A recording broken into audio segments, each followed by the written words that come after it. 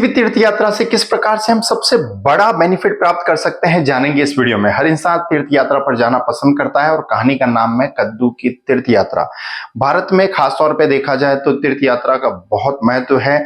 सालों से लोग तीर्थ यात्रा पर जाते हैं। पहले लोगों के लिए बहुत डिफिकल्ट होता था क्योंकि लोगों को या तो पैदल या बैलगाड़ी में तीर्थ यात्रा करना होता था। इसमें समय, पैसा, एनर्जी तीनों ही चीजें बहुत ज्यादा लगती थी। जगह जगह उनको रुकना पड़ता था, अलग अलग प्रकार के लोगों से मिलना, वहां की संस्कृति, भाषा और लोगों के वर्तन व्यवहार के बारे में जानना, इस प्रकार का भी कहीं न कहीं वो अपने आप को बेनिफिट दे पाते थे। और ये समय जैसे बदल रहा है तो तीर्थ यात्रा करना काफी आसान हो चुका है क्योंकि लोग अभी पैदल या बैलगाड़ी पर नहीं जाते हैं। अभी बसेस, ट्रेन्स या प्लेन्स में भी आसानी से कोई तीर्थ यात्रा की जा सकती है।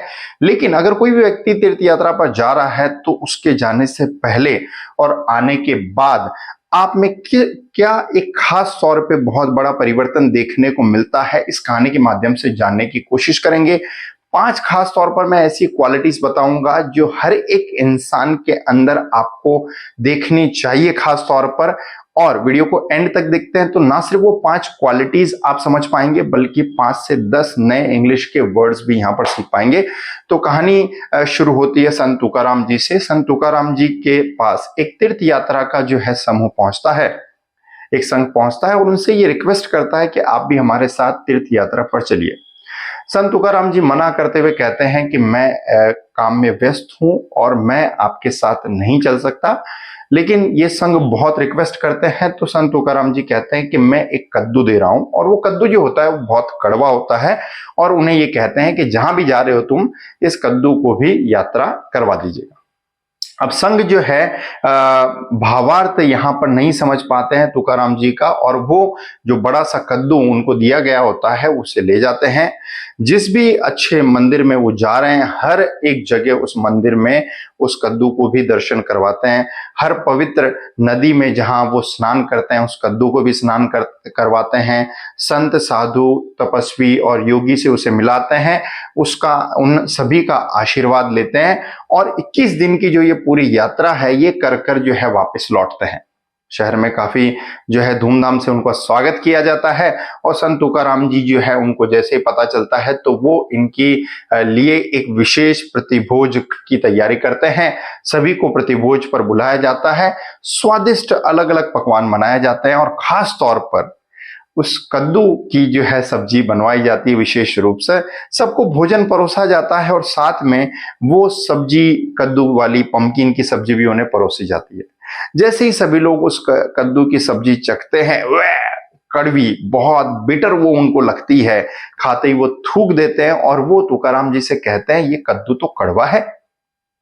सभी लोग कहते हैं, देखने लगते हैं तुकाराम जी की तरफ, और यहाँ तुकाराम जी साफ तौर पे बताते हैं, हाँ, जब मैंने तुम्हें ये कद्दू दिया था यात्रा पे जाने से पहले तो ये बेशक कड़वा था, लेकिन मैं आश्चर्य में हूं कि आप जब इस यात्रा से लौट आए हैं, सभी पवित्र स्थानों का, मंदिरों का, नदियों का और संत, साधु, महात्माओं का दर्शन करवा के लाए हैं, फिर भी ये कड़वा है। ये तो बहुत आश्चर्य की बात है।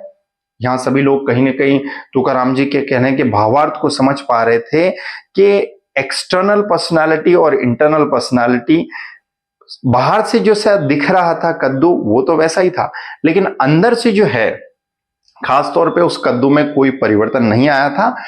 वहीं वो सारे लोग अपनी इंटरनल पर्सनालिटी को कहीं ना कहीं इंट्रोस्पेक्ट करने लगते हैं, चेक करने लगते हैं कि हमारे अंदर यात्रा पर जाने से पहले और यात्रा से आने के बाद क्या खास तौर पे परिवर्तन देखने को मिला है।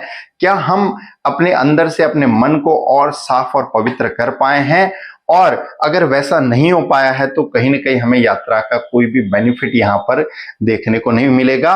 तो आप अपने आसपास दोस्त, पड़ोसी, रिश्तेदार, उन सभी लोगों को देखिए कि खास तौर पर यात्रा पर जाने से पहले और यात्रा से आने के बाद उनके व्यवहार और वर्तन में खास तौर पे मैं 5 चीजें बता रहा हूं जो आपको देखनी चाहिए एक अच्छे और भद्र पुरुष के अंदर। सबसे पहला क्वालिटी अगर देखें तो कंपैशनेट बोल लीजिए या मर्सीफुल बोलिए, काइंड बोलिए, जनरस बोलिए, सॉफ्ट हार्टेड बोलिए, ये सारी मैं एक क्वालिटी के अंदर रख रहा हूं जिसके अंदर व्यक्ति दयालु है, कृपालु है, करुणामय है।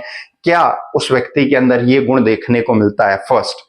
सेकंड, हम्बल और पोलाइट मीन्स व्यक्ति विनम्र है और कहीं ना कहीं मृदुभाषी भी हम कह सकते हैं।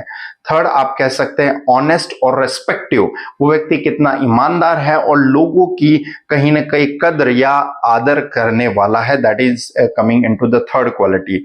Fourth, we will surely talk about the trustworthy and sincere, वो व्यक्ति कितना ज्यादा भरोसे के लायक है और निष्कपटी है, लोगों को छल या धोखा देने की बिल्कुल भी नहीं सोचता है।